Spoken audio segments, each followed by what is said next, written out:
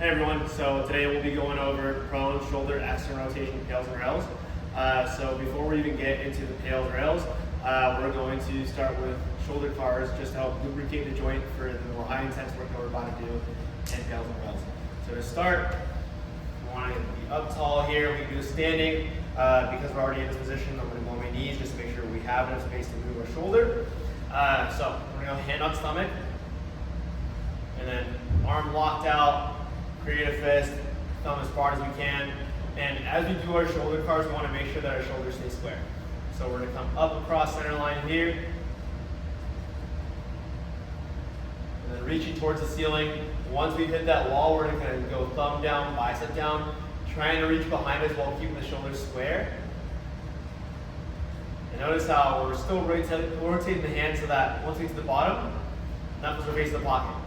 And then after this, we'll reverse that. So we're going to kick back as far back as we can. And then thumb up, bicep up, kind of unwinding here. Reaching back up towards the ceiling. And then going back down across center.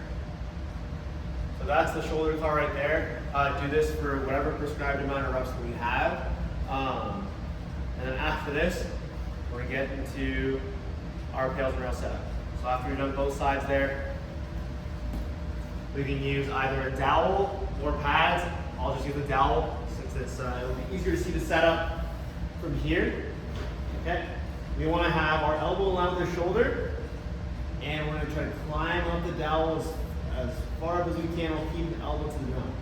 All right. Just trying to bring this high here.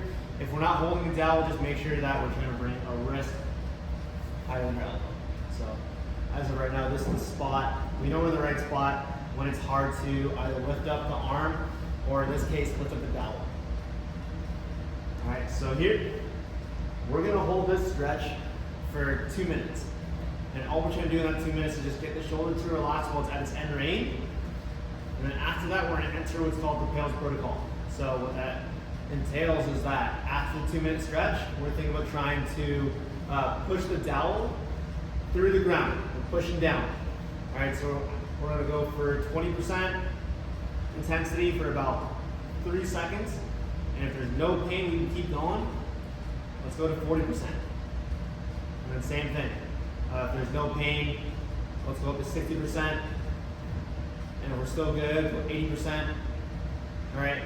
And if there's still no pain after that, let's go to 100% or whatever our safest greatest effort is. So if on any given day, or depending on who you are, and let's say that we're feeling pain, at about 60%, let off a little bit, just stay at 40, or whatever intensity that our body can handle that is pain-free. So after we go for our safest greatest effort for 10 seconds, we're going to go to rails. So when we go into rails, we're trying to lift the dowel off the ground.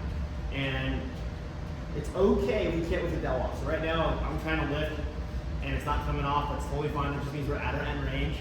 But as we do this, we just want to make sure we're still doing this with the intention to lift off. All right, so here, trying to lift off, trying to lift off, trying to lift off for another 10 seconds. And then relax the shoulder. And we'll do the same thing on the other side. So after we've done both sides there, then we'll do another round of shoulder cars afterwards, just to help download the extra space that we just got through doing the PAILs and rails.